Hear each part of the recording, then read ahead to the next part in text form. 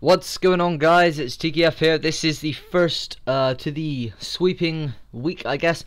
And what I've decided to do is upload all of my sweeps, but on top of that I'm going to bring you guys some tips, some top tips that that I use in order to bring you guys the videos that I do. So I only have 5 minutes, so 6 minutes to talk, so I'm going to try and get this done, as quick as possible, I guess, just kind of get some information out there.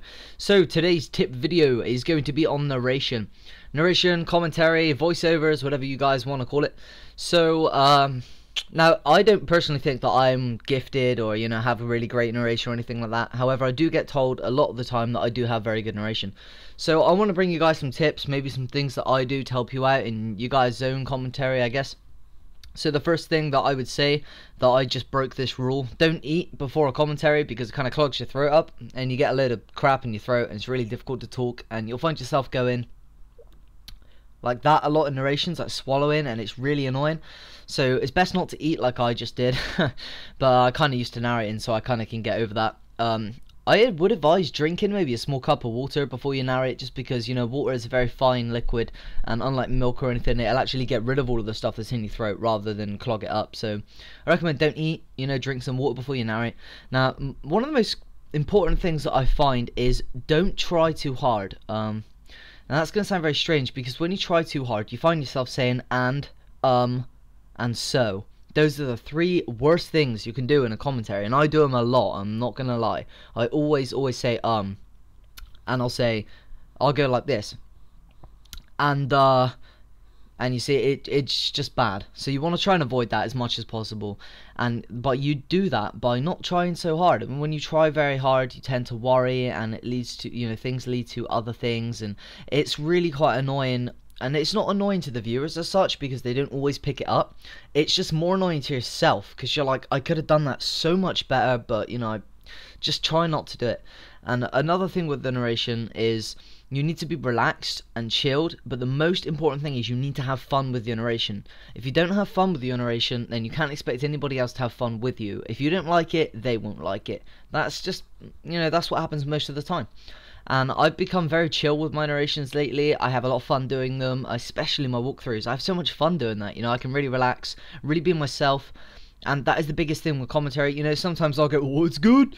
And, I pick up some things from, like, Sucker for Jessica, Shofu, Wild Chase. Even most people are picking up the comment, sub, and comment, rate, sub, and later, guys.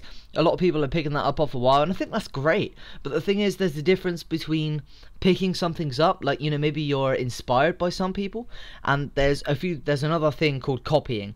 Now, when you copy or imitate another person's style, it's not good. It sounds too forced, and it doesn't sound like you, and you need to be you, because that's what people tend to subscribe to you for, I guess. So that's just one of the main things that I think is important. I mean, I don't copy people in my narration, although I do have a lot of influences, like I said, Sucker for Jessica. I love the what y'all doing?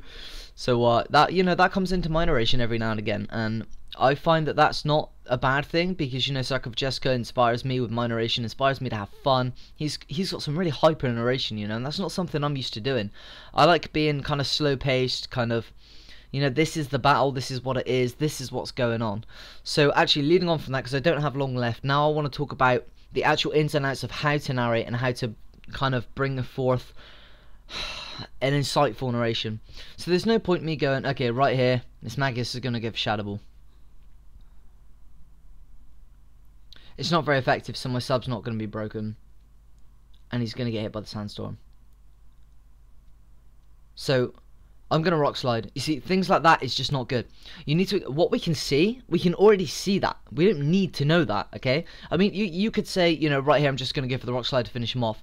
And then what you would say here is, now he's going to bring in his Caracosta. Now, I'm slightly worried, because this thing does get the priority Aqua Jet, as you can see, and I'm worried that this is going to be able to break out my sub, and then I might miss my rock slide, and then he's going to be able to come in with another Aqua Jet, and that's going to be able to deal, like, I don't know, super effective damage or something, You need to be able to talk about what's going on off the screen.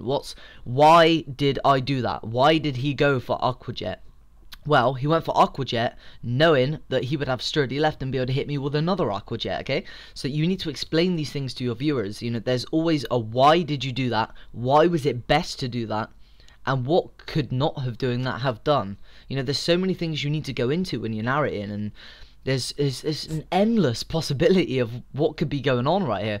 So, you know, I mean, that was bad for me, because in that turn he managed to break my sub, take off half of my HP, and now I'm weak to whatever comes in. But like I said, now what I can explain, because you can't physically see this, but the sandstorm is up, so my speed is doubled. Therefore, I know I'm going to be able to outspeed this Marowak and get off an earthquake. Okay, things like that you need to explain, because that's what pulls people in, and that's what makes people enjoy your videos.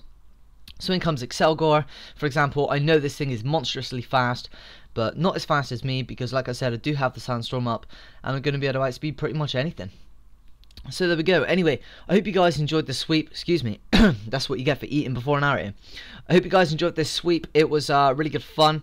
Of course, guys, don't bash the opponent, because sweeping is a lot of luck to start with, and on top of that, it's oh wait, this is funny as fuck. Sorry, I got to show you guys this. I'll have to narrate over the end of the video. Oh no, it's the other time. Sorry, on the Miss Maggies or something. I go for the rock slide and I flinch, and if I didn't flinch, that sweep would have ended. So that was so funny. But anyway, please don't bash the opponent, guys, because sweeps are luck more than anything. And not only that, it's, you know, with the team that I'm using right there is so hard and so easy to sweep with. It's not the opponent's fault. So please don't bash any of my opponents while I'm bringing you guys these narrations and all these tips and stuff, because it's not their fault. It's just me getting lucky and, you know, being able to sweep. So thank you guys for watching. I hope you guys found this video useful for your narration. Put all of the things I've said into practice in your own videos. Hopefully we can see some progressions going on. I know I watch a lot of you guys' videos as much as possible. I am quite busy at the moment, but you know, I really like to see my subscribers' content as well as them watching my own. So I'll put the link to my Facebook page in the description, my Twitter. Please comment, like, sub. Later guys, and I'm joking, and I'll catch you guys later. Toosh.